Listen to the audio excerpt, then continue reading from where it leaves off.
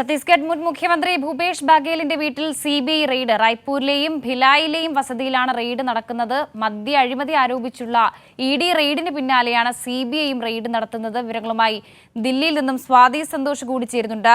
സ്വാതി, ഈ സിബിഐയുടെ പരിശോധന ഇപ്പോഴും തുടരുന്നുണ്ടോ?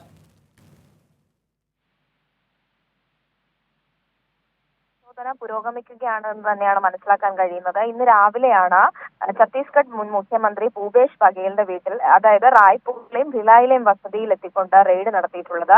നേരത്തെ തന്നെ ഇഡിയുടെ നേതൃത്വത്തിൽ ഈ മദ്യ അഴിമതി ആരോപിച്ചുകൊണ്ടുള്ള റെയ്ഡ് നടന്നിരുന്നു.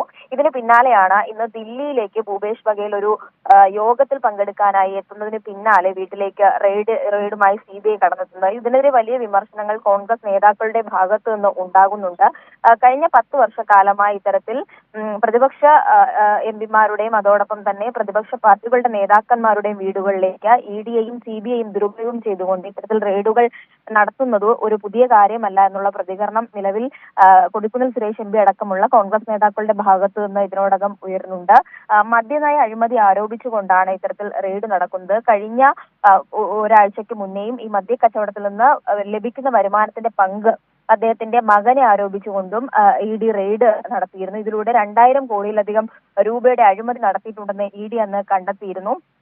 അതേസമയം ഈ വിഷയങ്ങളുമായൊക്കെ ബന്ധപ്പെട്ട് കഴിഞ്ഞ 7 വർഷം മുമ്പ് കോടതി തള്ളിയ കള്ളക്കേസിലാണ് നടപടിയെന്ന വിശദീകരണമാണ് ഭൂപേഷ് ബഗേൽ അടക്കം നൽകിയത്. എന്തായാലും ഇപ്പോഴും ഈ സിബിഐ റെയ്ഡ് വീട്ടിൽ പുരോഗമിക്കുകയാണ്. വർഷ, സ്വാതി, ഈ മദ്യ അഴിമതി അതുപോലെ തന്നെ ഈ 2000 കോടിയുടെ അഴിമതി അത് തന്നെയാണോ ഇപ്പോൾ സിബിഐയും പറയുന്നത്? അതിനനുസരിച്ച് തന്നെയാണോ റെയ്ഡും നടത്തുന്നത്? വർഷ, ഈ സിബിഐ റെയ്ഡുമായി ബന്ധപ്പെട്ട് ഇപ്പോൾ അവർ ആരോപിക്കുന്നത് ഈ മദ്യ കച്ചവടത്തിലടക്കം പങ്കുണ്ട് എന്നുള്ളതാണ്.